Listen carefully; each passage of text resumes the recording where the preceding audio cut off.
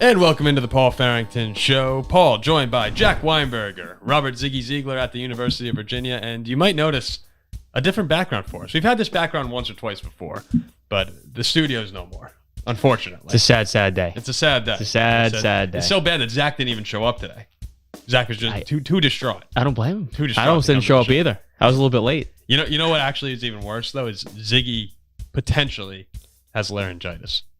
He's on his way to laryngitis. Can you imagine me losing this voice? I can't. So This is the only reason the show's still afloat, guys. You got to go nuts. You better to be show, praying. Ziggy. Get the last few words out before you lose it completely. Because if it's just me and you, no one's listening. You and I could be a train wreck, but it could also be very good. You never know. It could go off the rails and be great. Yeah, but Ziggy is the glue that holds the show together. I was laughing thinking about the comments that we get on this show. How like 90% of them are about Ziggy, then there's like 5% of them are about me, and then like 3% Zach, and then there's people like 2% of people who just think Jack is the worst Steelers fan in the world. But not today, because we haven't. Well, actually, maybe worse today, because we have an AFC North show. We're going to go down team by team in the AFC North, answer some mailbag questions, and then at the end, right before we started recording, we said, you know what? We're bringing back the drafts, and we're going to go with a fast food chain draft. We'll see how it goes. I'm sure that there are a couple sleepers. Producer Zach likes his fast food. Producer Zach would have been great for this. This is for him. Maybe we even phone Zach in at the end and just say, "Hey, we did a fast food draft." Yeah. I love the drafts though. That's one thing that everybody. Whenever I talk about this show with people, and they're like, "Oh yeah, we see your show." I know that they don't actually see this show. They see the social clips. They're like, "Yeah, love the drafts." I'm like, "Well, we haven't done one in like 9 months, but you know." So we'll have the drafts back. So we'll start off though. AFC North conversation. Yeah. A boring division, right? A boring division. Your division. We'll start off with the first place, Baltimore Ravens from this season. Big offseason for them. As Ziggy and I were talking before the show, just a laundry list of potential free agents or soon-to-be free agents for Baltimore coming up. A lot of fun conversations to have with them too here. But just to name some of the guys, Odell, free agent. Kevin Zeitler, the guard, who a lot of people thought would be back. Patrick Queen, Jadeveon Clowney, Geno Stone, Ronald Darby, J.K. Dobbins, Justin Matabuke. Like, you could go down and down and down the list here. Just a lot of people. Brock Yassin, a lot of guys for the Ravens that they need to make decisions on to bring back to a really competitive, one of the better Ravens teams we've seen in the 2010, 2020s kind of Ravens timeline. Ziggy, when you look at the Ravens here and you see all these guys, this laundry list, do you think that they have is there a lot of work to do to make this team competitive again? Or I think that they're going to get a lot of these deals done and be in good shape for next year. They'll get to keep some of those guys. There's no question. In particular, Metabuke, I think, is going to catch a franchise tag. But there's two problems. One is you left off, I think, the biggest departure, Mike McDonald. Right? Defensive coordinator leaving, going to the Seahawks. He brought with him Ravens defensive back coach.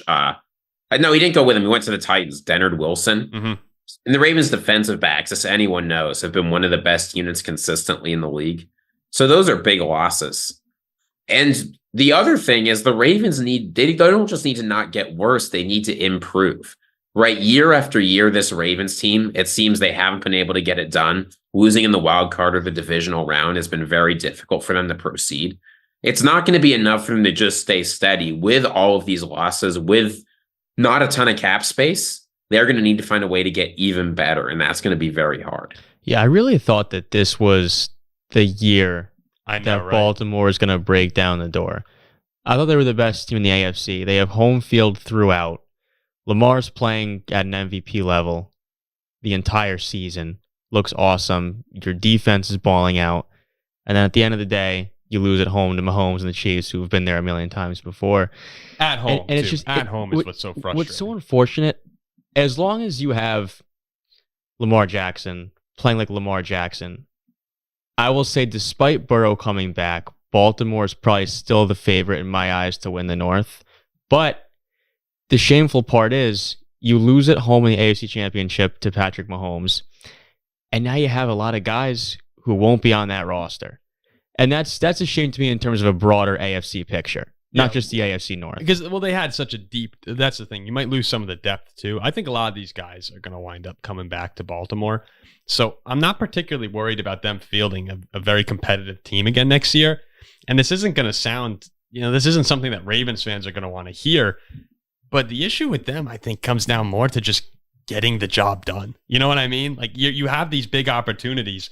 This team is going to be great again next year, and Lamar should be very good again. And you could always improve it by bringing in other pieces. And we'll talk more about some guys they can go after. But I look at the Ravens and I say, this is a team here that just has that, like, the hiccups in their mind, basically, when it comes to these big games. Think of how close they were to going to the Super Bowl. If Zay Flowers gets in the end zone there at the end, who knows? Maybe they come back and win that game. It's just a lot of little things went wrong. And that always seems to happen in the playoffs, that something goes wrong to a team that dominated. And if you told me you needed 20 points to go to the Super Bowl, I probably would have said they're going to go to the Super Bowl. Yeah. The big thing I'm going to be watching is we saw this year what Lamar Jackson was able to do when you put some weapons around him. Mm-hmm. I think the Ravens, that's going to be one of the key areas they're looking to improve, right? Because right now, all they really have is Zay Flowers and Nelson Aguilar. Odell's a free agent. They got Bateman, right? Yeah, Bateman's there, but he's had so many health issues. Yeah. And he's never broken out quite like how you would want. Adding a third elite playmaker next to Zay Flowers and Mark Andrews, that's not Isaiah Likely, I think can make a real difference for this team. Yeah, I was listening to a Ravens podcast today, just as we were preparing for this show briefly, and they were talking about Bateman. I really think Rashad Bateman is someone who's very good when he plays, but half the time it feels like he's not on the field. He's not on the field, yeah. And even when he plays, I've never gotten, maybe it's because I don't watch Ravens games incredibly intently during the season, but I never get the vibe. I mean, he put up Bateman 350 yards last year. He put up less than 300 the year before. Like the Ravens guys on the show were saying, with Zay Flowers and Rashad Bateman, it's a good foundation. And it is. It's solid. But I'd like to see them add, like you said, Ziggy, add to that Mark Andrews and Zay Flowers core there. And what I keep seeing, and I'm not sure how I feel about it, is that the Ravens are going to take a swing at the running back market. And I think, I know that was my reaction too. This is really why? Good, well, dude, Dobbins and Gus. Well, Edwards is a free agent, but I don't think people gave enough attention to Keaton Mitchell getting hurt last year. Oh yeah, like that was a huge blow to them.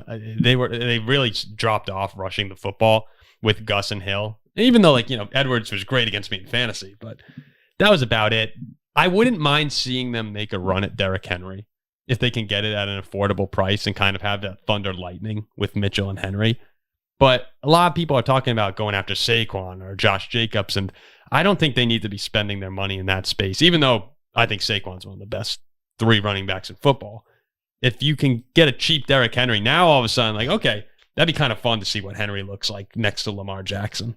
You also have, Lamar's a running back also. No, he is. I wouldn't break the bank for any sort of running back. No. But if you can get Henry at a reasonable price, what is he? They're about 30 years old. Have a Super Bowl shot. I can see that being a good pairing. Yeah, I'd rather go after a guy like Henry than a guy like Saquon for much more. Mm-hmm. Mm-hmm. What do you think, Ziggy? Is that a if you were in the Ravens front office, would you even be looking at any of these running backs? If they're willing to sign on a ring chasing deal, fine. But the defense has a lot of needs. The offensive line has a lot of needs, right? I mean, You talked about Ziegler leaving. Morgan Moses, he was okay, but I think the Ravens will be looking for an opportunity to move on.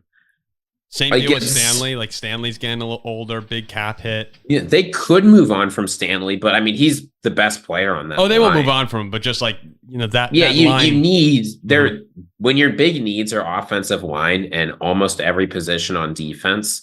A luxury free agency spending at running back, I think, just doesn't make a lot of sense. Take that money. If you really want to use it on offense, get some receiver and move on with your life. Move on with your life. Yeah, I think I don't think they're going to ultimately go and get one of those running backs. I think having Mitchell will be Mitchell's fine. A good back. Yeah, Mitchell was awesome. Yeah, look at yards explosive. per carry. Look at yards per carry. It's like Achane and Mitchell were the two guys who had quite a few carries last year. And were averaging I think what was Achane? Wasn't he 15 or he was some absurd amount of yards per carry? Might have been 8. But the two of those Achane was 7.8. He broke the records, but Mitchell was great too. He was 8.4, but on only 50 carries. Yeah, but 50 carries, 8.4 yards. I mean that was insane. That's outrageous. Yeah. I think bringing him back is a huge piece that not a lot of I guess national shows that talk about the Ravens are mentioning, they're getting back one of the most explosive running backs in the league from last year. And I thought he changed the offense, and it completely wiped their team when he left, at least on the ground. But yeah, that's I think Baltimore will be really competitive again next year. It was such a well-run organization. Oh, yeah, to me, as much as I hate to say it, they're probably the favorites in the North once again. Yeah. Ahead of Cincinnati. Yeah, I think that's a fair assessment. They'll be back with the defense. They got a lot of young guys on that team, too, who can just flat out ball. But good time to be a Ravens fan, as always, right? Sure is. All right, let's talk about Jack's going to lose us a lot of subscribers when we get into the Cleveland Browns here. $7 million over the cap. Loaded defense. Solid offense. It's a bit of a team that's ready to win now, actually, when you look at what the defense that they have and some of the offensive players. Hopefully Nick Chubb I still can't believe that Nick Chubb's injury wasn't career. That hurt my fantasy team, too, big time. I remember you texted me, like, of course, I drafted Brown, and he gets his leg blown up on Thursday Night Football. The problem with Cleveland, though, and this is what we're going to talk about. Ziggy presented this question. This is a Robert Ziegler question. It's, what do you do with Deshaun Watson? Is Deshaun Watson, he's not living up to this 5-year, $230 million deal at all. He's coming off a fracture in his right shoulder. I mean, think about all the quarterbacks who have had right shoulder injuries. You have guys like Drew Brees who have it, and then they come back and ball out. But that's really just the one situation. Most of the time, it's not good when your quarterback's throwing shoulder is the issue. His QBR the past 2 years, 40.4 in 2022 and 42.9 in the 6 starts last year. But the one bright side you could say, if you're trying to find if you're really trying to find a silver lining with Deshaun Watson, is the best performance you saw him have with the Browns was that Ravens game right before he got hurt. But here we go. Yeah, on the road. I mean, that was a tremendous win for Cleveland. He was awesome in the second half. But Ziggy, since you brought up the question, I'll throw it to you first. There's not much you can do about this Deshaun Watson situation, right? No, I mean, Deshaun Watson has $200 million fully guaranteed dollars left. You on see his the contract. cap hits, the dead cap hits if you get rid of Deshaun Watson. No, you simply cannot get rid of him. So the question has to turn from, what do we do? Is he better than Joe Flacco? Should we just bench him and pay him $200 million to sit there? You can't do that. The question becomes, how do we surround Deshaun Watson with talent? Mm-hmm. Hopefully more than we have. I get that Amari Cooper's a functional wide receiver one, sort of. But how do we surround him with more talent while we pay him this outrageous salary? Sorry, go ahead. I was going to say the Browns don't have a lot of options. I expect that Nick Chubb will have to take a pay cut or he's going to get cut. Right? They're not paying Nick Chubb the $15 million cap hit that he wants this year. Not coming off that injury. Yeah, no. So they're going to have some tough choices as they're tight against the salary cap.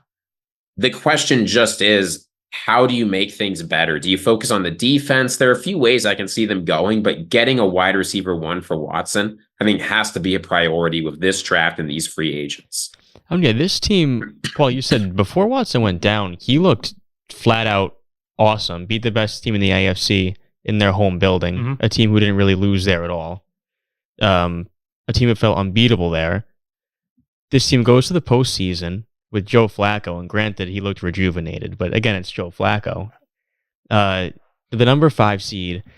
This team has what it takes to go far and to win. The defense is awesome. Defensive Player of the Year, and he won the award, but he's not my Defensive Player of the Year, but he won the award. One of the best defenses in football. And if Deshaun Watson can put together an effort, stay healthy and put together an effort like he did against Baltimore and continue that. Now Chubb's back. The offensive line's good. Like, consistency, exactly. This team is really, really solid, but we have yet to see the Browns ever do that. It's funny, Ziggy. You bring up Amari Cooper, and in some ways, I feel like Amari Cooper is both the most criminally underrated receiver in the league and the most overrated. And at the same time, just completely overrated in that, the money that he makes and taking on the wide receiver one role. He has good numbers, and he has a couple, like once a year you see the Amari Cooper game where he goes for 240 and 3 touchdowns. Yeah. But then he'll just disappear for a while.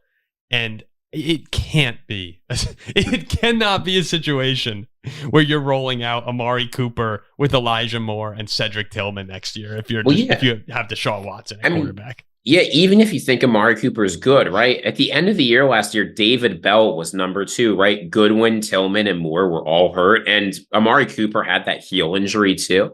David Njoku magically didn't miss any games after burning his whole face off. Well, you love Njoku, and he actually, last year, he was great. Oh, he's probably number 2. He 100% is. For sure. He 100% is. But at receiver, you just can't roll out a lineup of Cooper, Moore, and Cedric Tillman. Especially in the AFC, if they can go and get someone. Now, this is where you can kind of start to have fun if you're a Browns fan. I know a lot of them or some of them were talking about T. Higgins. He's not, that was never going to happen. But when you throw out a couple now, let's have a little fun with this for a second here, guys. I saw a hypothetical trade. CD Lamb. Yeah, CD Lamb. I saw a hypothetical Brandon Ayuk trade, which, could be interesting. Mike Evans, what is any interest in Mike Evans to pair with Amari Cooper? Well, I hope not. He's got to stay down in Tampa with Baker. Yeah, he's your guy. He's your guy. I hope he doesn't leave. But if you can't get Mike Evans, that's now here where you could start looking at guys like Gabe Davis, Marquise Brown. Calvin Ridley is someone we mentioned on one of the more recent shows. If I were a team that needed a receiver, I would 100% go after Calvin Ridley. What about DeAndre Hopkins? You can take a swing. A little rejuvenation with D Watt and D Hop. There's guys in the draft too, right? Like Brian Thomas should be on the board, Troy Franklin, Lad McConkey. So there are a lot of options there too. I hate Lad McConkey. I'm just saying that the Browns are going to get, whether it's in free agency or the draft, they're going to get a big name wide receiver. They have to. Tyler Boyd in division. I saw Pittsburgh rumors too for Tyler Boyd. I saw that as well. But yeah, you're like basically what it comes down to is if you're the Browns, you got to improve the offense more, the weapons to throw to. Because this team is ready to win now. And if you get Deshaun Watson, you don't need him to be a superstar. You really just need him to be good. And I think that he is capable of doing that. They'll win like 6 games. Right. How bad does that deal look? Oh my God. It's like unbelievable. Ziggy, real quick, before we move on to the Steelers, if there was one of these receivers that you could go after, who would be the guy in free agency? Or would you just say pass? Let's get someone in the draft. If you can get a decent price for Mike Evans, the man has shown no matter what the quarterback situation is, he'll put up 1,000 or more yards and a handful of touchdowns. That kind of production to get yards, to get touchdowns, no matter what. Got a cold coming on. You absolutely, if he's available. You talked about Amari Cooper being kind of underrated. Mike Evans is that guy, period. But are you going to give him $20-something million a year? You have to try and take advantage of this window while you can. You're already committed to Deshaun Watson for years. Commit a little bit more and go for it. All right. Mike Evans to the Browns. There's the headline. I hope not. There's the headline. Oh, he's so good. Oh, he's great. Unbelievable. Yeah, he's great. He's a monster. I need him in Tampa with Baker. And all right. Before we move on to the Steelers, give me half a second here. No, sure. While Ziggy leaves, I will mention. Oh, he was late line. Ken Dorsey took over as offensive coordinator too, formerly with the Buffalo Bills. Josh Allen, Cam Newton. He's been with those guys before. By the way, did you see the Cam Newton fight? Yes. That was insane. I scrolled past that on Instagram. What was it, like a youth game he was at? I think he was running a youth camp. It's funny that Ziggy's just gone, and normally we'd take a break here, but and he got into a fight with like some parents. No, I don't. No, I don't think he got in the fight. I think that kids were getting in the fight. Now this is where we could be completely wrong, but I think kids were getting in the fight, and that he went to break it up, and people are just swinging at each other in this. And if you go watch it, like people are really swinging, but then you see Cam, just a 6'5" giant dude with like a wizard hat on. He's wearing like a Wizard of Oz hat. And somehow it didn't fall off his head, and he's just dragging kids who are swinging at him. It was unbelievable video. Yeah, what happened was I saw it on Instagram, and I'm like, oh, is that Cam Newton? And I was going to watch on the next slide. Why is he wearing that hat? I was going to watch the next slide, but I was getting a call. So I answered the call, and then I forgot to go back and watch it. Ziggy, sorry about that, guys. I'm good. We're talking about the Cam Newton fight. We actually just continued the show while you left, but we were talking about the Cam Newton fight. And just how, I don't want to call it the Cam Newton fight. He was breaking up or trying to break up a fight. Did you see the video?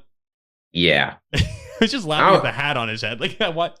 Why? Why you would ever go up to a professional athlete like Cam Newton? And not, he's not just any professional athlete, right? Like one of the biggest, baddest quarterbacks in NFL history.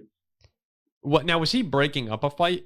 Or were they actually swinging at him? It had to do with him. There was rumors he had trash talked people and they weren't happy and they took him 4-on-1. Who is Cam trash talking? Well, it's his camp in Atlanta. Yeah, who on earth is he trash talking? TJ and Steph Brown, coaches for like his former coaches, they were like doing a 7-on-7 thing.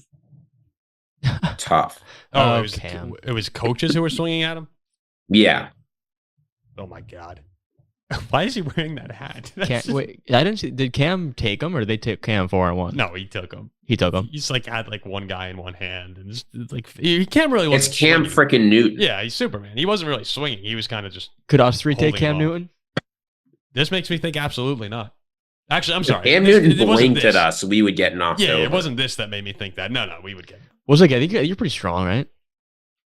It would turn into if Cam Newton blinked at me, I'm knocked over.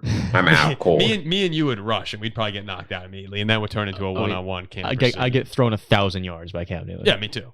But Ziggy one-on-one. Now we're talking about. Yeah, that is close. Yeah. Okay, all right, let's talk football. Let's do the Steelers. We were. Yeah, Pittsburgh Steelers here.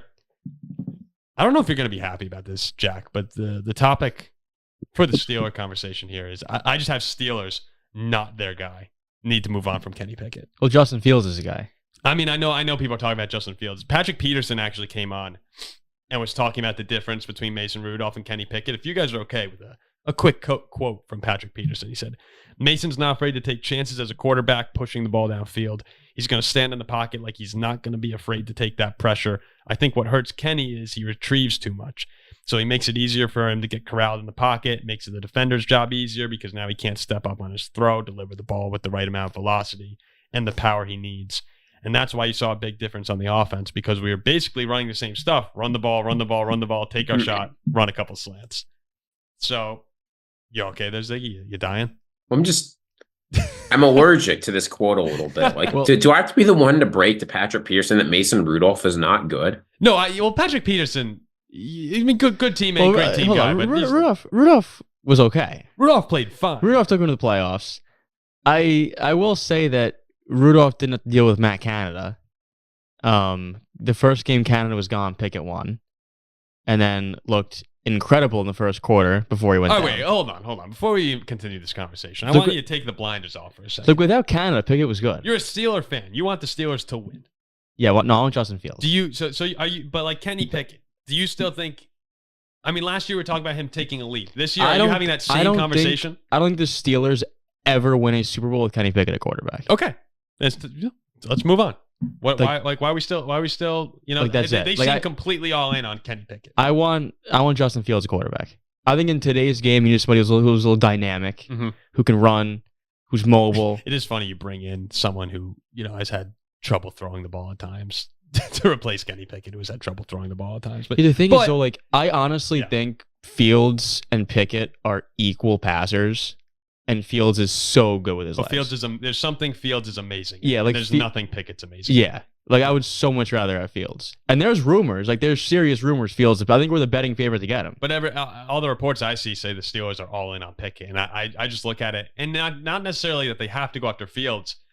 I'm just going, man, this is kind of like the Field situation where we're having the same conversation that we keep. No, I mean, this is classic draft stuff because the Steelers don't want it to be known. Like they can't be out here saying we're desperate for a new quarterback. That's all them leaking. There is no way Kenny Pickett is the uncontested QB1 entering next season. It can't be. Next year's schedule is also tough. It's like Philly, Kansas City, Dallas. Oh, if you roll Kenny out next year, I'm pretty confident that things are going to go south. Maybe you have a losing record for the first time in forever, and then you start to move on. Maybe even without Mike Tomlin. Like Justin Fields, a guy like that can bring something totally new to an offense that Kenny Pickett just cannot do.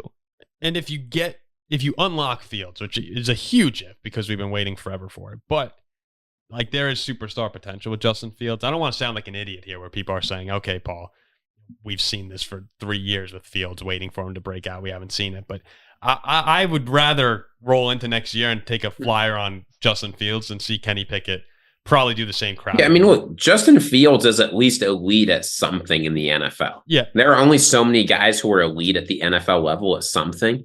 Kenny Pickett is elite at nothing. I mean, I think Kenny Pickett is a really, really good backup quarterback. Yeah. I want to be clarified. We're kind of bullying Kenny Pickett. I feel like that's a little too I think strong. Kenny Pickett is very, very half decent. And if he was my backup QB, that's an amazing backup QB. But he's not an elite guy. He'll never be elite. And he's not elite at anything. I totally agree. I think he's elite. You see what Terry Bradshaw and Rich Eisen said? I love Pickett. I know him well. He's fiercely competitive. He's a tough-minded kid. Things don't bother him. I really like him a lot. Then he goes, he's fine. That's their guy. There's probably going to be a lot of negative doubt about him, but that's the guy I would go with. And then I thought this was a little bit of a stretch. Why is Purdy successful with the 49ers? Look at all that talent and look at that coach calling plays. That kid's got the poise and Kenny has the poise.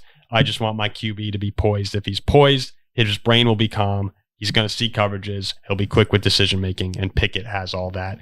Yeah, why don't the Steelers just get 3 or 4 All-Pros, right? Absolute best players at their positions at tight end, wide receiver, running back, and left tackle, and then upgrade Kenny Pickett a little bit. Oh yeah, I think Pickett's good enough for if he's on San Francisco, he's good. Well, I'd rather have Brock Purdy. But with the Steelers, I think it's close. With the Steelers' current offense, feels 1,000 times. You can't just go out and get 4 All-Pros. That's not possible. It's a crazy quote. If Pickett had Debo and Ayuk and Kittle and McCaffrey and Trent Williams, I think he'd be good. Well, it might be okay. Yeah, I mean, he can game manage. But there are games when you watch Kenny Pickett.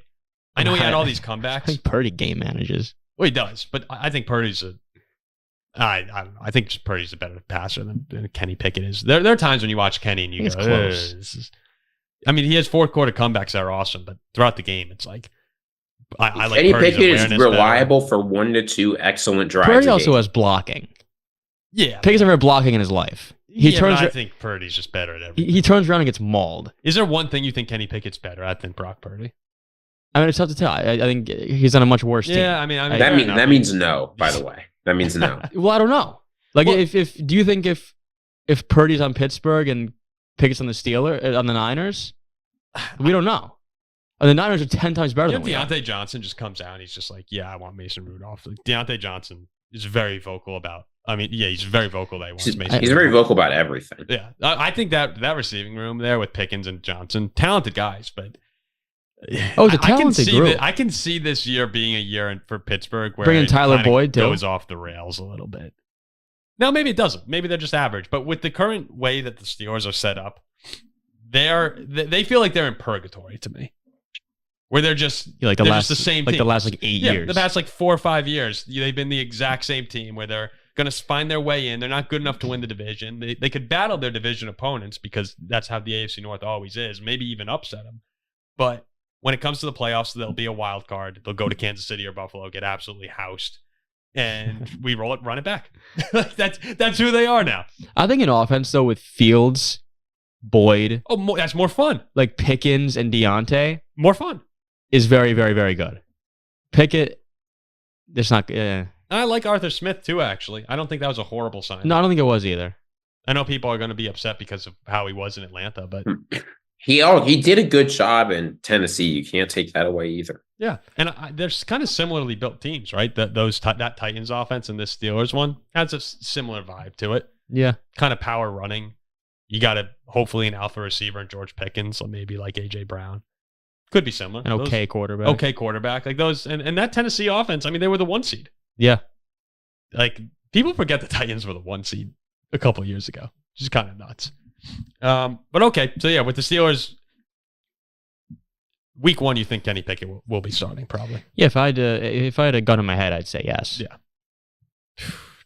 Yeah, I mean, look, sometimes it just takes a while. I feel bad because Kenny Pickett seems like a really good dude. Then he'll find his way to 9-8. Will be the 7 seed. Yeah, and then it will be having the same conversation. Like, oh, should they make a move for a quarterback? Is Mike Tomlin? But they were 9-8. So that's just who the Steelers are right now. Okay, last team here. Kind of weird to see the Bengals at the bottom of the list here. But when Joe Burrow gets hurt. So not weird if you're an AFC North fan. I mean, this team stinks outside of Burrow. They're dreadful outside of him. Yeah, right? Horrible. I think it's the worst roster in the North. I think the Bengals they're a Super Bowl contender with a ton of cap space, and like I'd be pumped up if I'm a I Cincinnati. mean, this roster is not. It's good, right? You've got Trey Hendrickson, Yeah, you well, got he's a Jamar Steeler Chase, fan, you got Orlando Brown. Like, there's lots of good players on this team. And they're saying he's worse than ours. T. Higgins is back. I'm assuming T. Higgins is not going to be traded. I'd be very surprised. It seems unlikely. You know, it was DJ Reader. I know he's coming off an injury last season. You're probably going to lose Awuzie. Brian Callahan, the offensive coordinator, goes to the Titans. This is though. Is this the last year, Ziggy, where before Joe Burrow's big time money comes into play? Yeah, his cap, it's 30 this year. It's 46 next year, and then it keeps going up from there. Okay, so it's only going to keep going up. I think last year was the last cheap year on Joe Burrow. 30 is plenty cheap, and they can make especially it cheaper for if Joe they wanted to. So yeah, the Bengals. I look at this team, and Joe Burrow's the one quarterback to me who really has been able to look Patrick Mahomes in the eye in some of these big games and beat him. Oh, what were you rolling your eyes at that, Ziggy? Josh Allen has looked Patrick Mahomes in the eye and played just as well. That's fair. You can't really. The 13-second game was. Well, what's Burrow's record against Mahomes? Isn't it a winning record?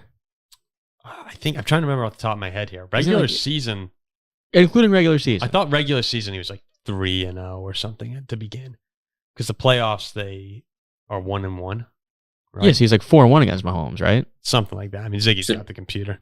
Yes, I mean, he's beaten Mahomes once in the playoffs, and everyone freaks out.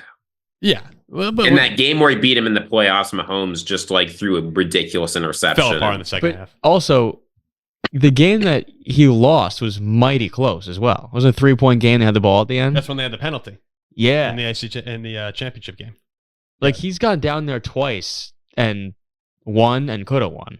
Yeah, no, but now, bring back T. Higgins, bring back Jamar Chase. It's really all about health for the Bengals. The conversations around them, we can talk about improving the offensive line is something that always seems to be an issue for the Bengals. But if they can, continue to shore up that line as they've been trying to do, keep Joe Burrow healthy. It's tough for them when last year, he hurts his calf in training camp and goes with that, then winds up injuring his wrist. Yeah, I mean, it's critical to keep Joe Burrow healthy because when he's hurt, he's actually not very good. He's one of the worst quarterbacks in the NFL at playing through injury. I don't mean in terms of toughness. I mean in terms of how good he is. Like, he had a historically bad start to the season with that calf injury. But then that's the thing. When he turned it on, they went into San Francisco and beat the 49ers. Like, I don't think anyone has any concern about the Bengals if Joe Burrow is healthy. I forgot about that. Oh, it's crazy. I mean, they were coming on. People were talking about them winning the Super Bowl before he got. I remember we're like, oh, here they come. Yeah, it was great. I think people were writing them off. We may have even had a thumbnail that came out like, oh, it's over for the Bengals. Yeah. And then 2 weeks later, like, shoot, they might win the Super Bowl here. But yeah, when you look up and down the AFC with all those loaded quarterbacks, I'd probably take Joe Burrow second and maybe third with Allen, out of all those guys. So I have no concerns about them. Are you worried about anything in particular? I guess losing Callahan is not necessarily good for that offense. And there are, but it's not necessarily bad either. But yeah, it's nothing detrimental. The main thing I'm interested in seeing is just the Bengals are a team under Mike Brown. They've liked to have a nice cap space cushion. They haven't liked giving out big deals, though that's changed with Joe Burrow. They guaranteed him money much later in the contract than they usually do. The question is just with your last year of Joe Burrow on a cheap deal, this is a big window. I want to see exactly what they do. Because in theory, they can keep around anyone they want. They've got $50 million in cap space. Even after signing their rookies, it'll be like 37, 38. So improving the offensive line, getting a couple guys on defense, you got to do it. Yeah, with Lou Anarumo there, the defense is always going to be in pretty good shape. I want to see what happens with DJ Reader if he comes. I don't know when he's projected to come back next season, but he was having a good year again before getting hurt. Jack, do they scare you? You said the Ravens still scare you more than the Bengals going into next year, right? Yeah, 100%. I'd probably go. I'd say it's Ravens, Bengals, Steelers, Browns. Okay, that's how you feel right now. Screw it. Yeah. Bengals should add Chris Jones. They have the money. That's what I was going to say. I feel like if Reader goes and you add Chris Jones, now Chris Jones it seems like really wants to stay in Kansas City. Every player really wants to get paid. Well, yeah, no, you're right. I think, man, and it's not like he's going to the Carolina Panthers, right? He's going to a competitive team where he can take vengeance on the Chiefs for not paying him what he wants. That would be a nice little storyline. Imagine late in the postseason adding Chris Jones to Trey Hendrickson. I mean, that D line is filthy. It's like Pickett would just get molested. Kenny by, Pickett, yeah. Like he'd get taken and thrown back 8 yards. Like it would be so Ziggy, brutal. that's so funny you said that because I'm looking over here at the free agents and I went, man, if you add Chris Jones to that team, there's a lot of teams that you can look at right now, and of course you go, yeah, you had Chris Jones to that D line. Pickett gets manhandled. But the Bengals are the only really elite AFC team that besides the Chiefs, that actually has the money to do this if they want. That's what's so scary about the Bengals. I feel like it took us a second here to kind of get into the meat of this conversation on Cincy, but that's what's so scary about them. And what I led with off the top was they are a legit Super Bowl contender with a top 3 quarterback in football, and they have cap space. And you don't see that a lot of the time. So if they go and make a move for one of these big dogs on defense, that's where the offense will be fine. As long as they stay healthy. I saw Joe Mixon's status is sort of up in the air, but he's gone, and he should be. Running backs don't matter. Yeah.